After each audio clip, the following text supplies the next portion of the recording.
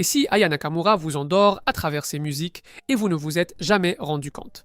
Cette théorie postule que l'émergence et le succès planétaire d'Aya Nakamura ne relèvent pas du seul hasard du marché musical, mais d'un programme subtil, conscient ou non, initié par des structures profondes de l'État français.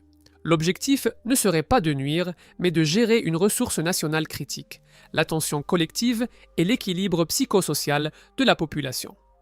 Dans la pensée gnostique, le monde matériel est souvent perçu comme une création imparfaite, une prison pour l'étincelle divine qu'est l'esprit humain.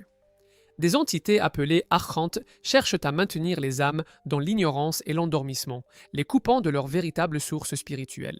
Ici, l'État, ou une faction éclairée en son sein, agirait comme un archonte face à une population stressée, fragmentée par les crises et potentiellement en éveil contestataire.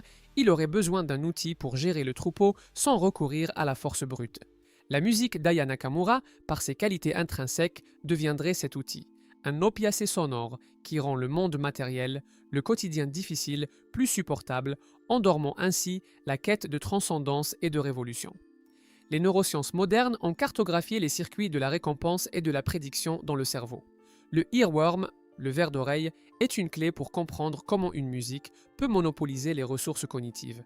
La musique d'Aya Nakamura est une prouesse d'ingénierie sonore inconsciente. Ses hooks, ses rythmes afro-trap et sa phonétique singulière, le Nakamura Sound, sont calibrés pour créer une forte prédictibilité statistique.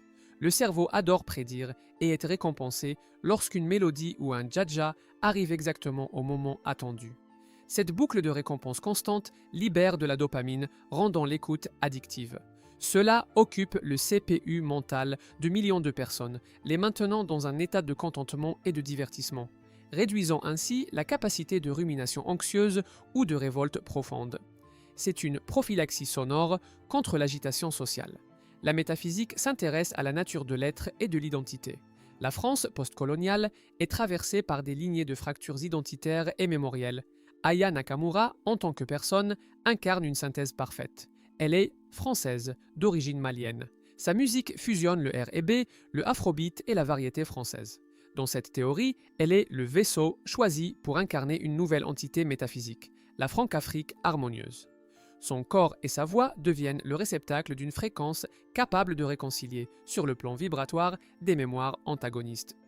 En écoutant sa musique, le citoyen lambda vit, sans conflit conscient, une fusion culturelle apaisée.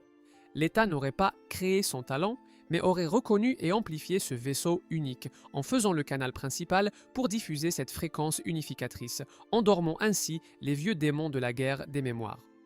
En conclusion, cette théorie propose qu'Aya Nakamura, de par son talent authentique, a été utilisée comme le soma moderne, référence aux narcotiques contrôlés par l'État dans Le meilleur des mondes d'Aldous Huxley. Son art n'est pas une arme, mais un sédatif culturel de masse. La condition sine qua non. Pour que le produit fonctionne, il doit être authentiquement bon et désirable. Son talent est la matière première.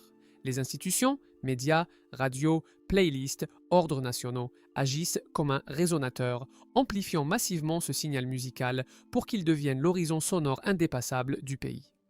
La population, bercée par des hits irréprochables et addictifs, canalise son énergie dans la danse et la consommation de l'image de l'artiste, plutôt que dans une introspection métaphysique troublante ou une contestation politique radicale. L'État a ainsi trouvé un moyen élégant, pacifique et consensuel d'assurer sa stabilité. Non par la contrainte, mais par la fascination rythmique.